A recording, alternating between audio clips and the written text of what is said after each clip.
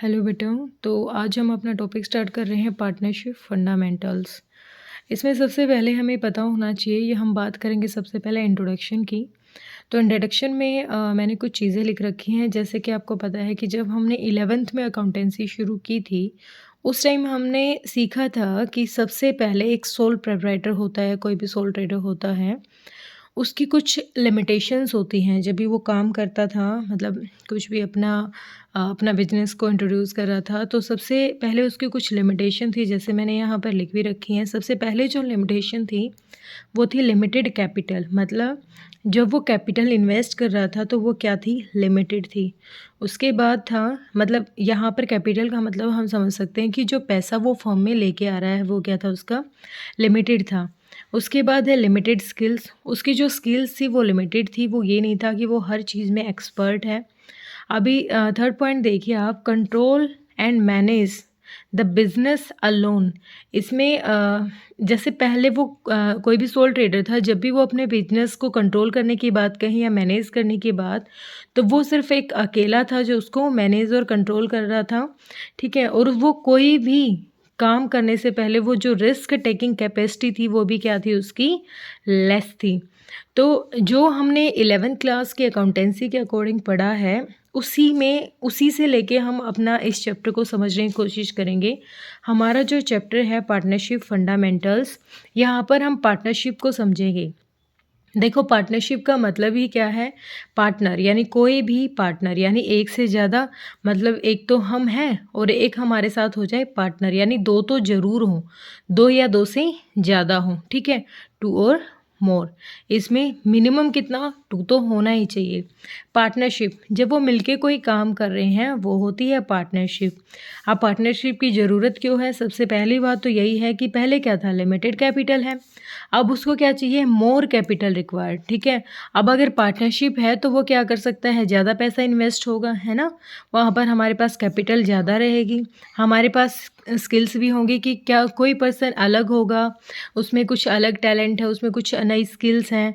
अब हमारे पास यहाँ पर पीपल भी ज़्यादा हो जाएंगे, तो हम कंट्रोल करना चाहेंगे, मैनेज करना चाहेंगे, उसके लिए हमारे पास पीपल भी ज़्यादा हो जाएंगे।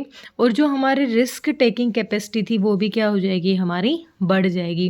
क्योंकि जब हमारे पास कैपिटल इंक्रीज हो जाएगी ना, तो इसका मतलब हमारे पास सारी चीज़ें क्या हो जाएंगी? एक्स्ट्रा हो जाएंगी, ठीक है।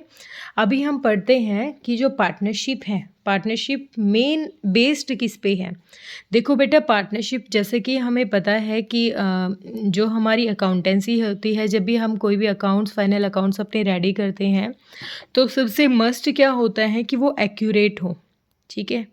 तो वो एक्यूरेसी कैसे आएगी? वो एक्यूरेसी पार्टनरशिप में कैसे आएगी? जब उन सब के बीच में म्यूचुअल ट्रस्ट एंड फेथ हो, उनको एक दूसरे पर पूरा का पूरा विश्वास होना चाहिए, कि पूरा ट्रस्ट होना चाहिए कि हाँ भाई, ईज़िली हमें हमारी पार्टनरशिप कंटिन्यू करने में प्रॉब्लम नहीं होगी। और उसको मेंटेन कैसे करते हैं उस ट्रस्ट को? हम क्या करेंगे? पार्टनरशिप अकाउंट्स बनाएंगे। और वो पार्टनरशिप अकाउंट्स किस बिहाफ पे बनाएंगे?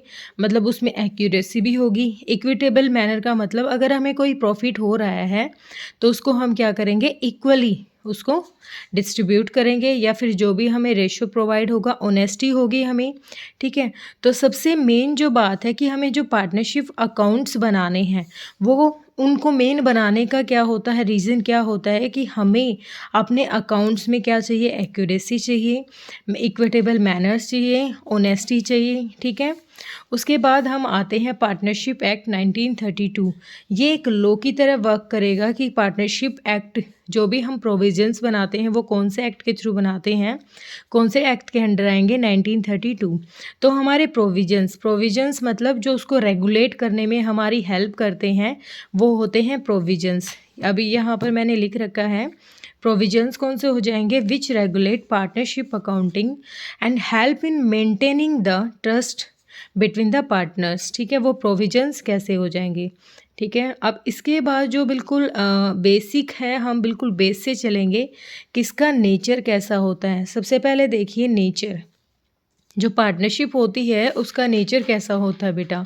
मतलब जब हम पार्टनरशिप फर्म के अंडर का आते हैं, मतलब हम कोई पार्टनरशिप फर्म क्रिएट करते हैं, तो वहाँ पर पार्टनरशिप वर्ड है वो उन जो पर्सन्स हैं, जो पार्टनर्स हैं, उनके बीच का है। तो यहाँ पर पार्टनरशिप फर्म और पार्टनर 2 अलग-अलग चीज़ें हैं, ठीक है? यहाँ पर हम समझेंगे, सबसे पहले हम एक व्यू समझेंगे कि जो अकाउंटिंग, जो हम फाइनल अकाउंट्स तैयार करते हैं, जो हम अकाउंटिंग करते हैं, उसका पॉइंट ऑफ व्यू क्या है। हमने 11th में बिजनेस स्टडी में भी पढ़ी हैं ये चीज़ें, ठीक है। सेपरेट एंटिटी चीज़ें हमने लास्ट क्लास में बिजनेस में पढ़ चुके हैं, हम एक बार दोबारा से देखते हैं। From accounting point of view, जब भी हम अकाउंटिंग के पॉइंट ऑफ व्यू से देखेंगे तो पार्टनरशिप फर्म क्या होगी, सेपरेट होगी। किससे सेपरेट होगी, उसके पार्टनर से सेपरेट होगी। उसके पार्टनर से कैसे सेपरेट होगी, जब हम अकाउंट्स क्रिएट करते हैं, हमने सोल ट्रेडर में भी देखा था, सोल प्रोप्राइटर में भी हम क्या करते थे, अगर वो पैसा निकाल रहा था तो उसको एज ए ड्राइंग हम क्या कर रहे थे, वहाँ से लेस कर रहे थे। एक्स्ट्रा कैपिटल लेके आ रहा था तो उसको कैपिटल पे इंटरेस्ट भी मिल रहा था, ड्राइंग पे उसको इंटरेस्ट चार्ज भी करना पड़ रहा था, ठीक है।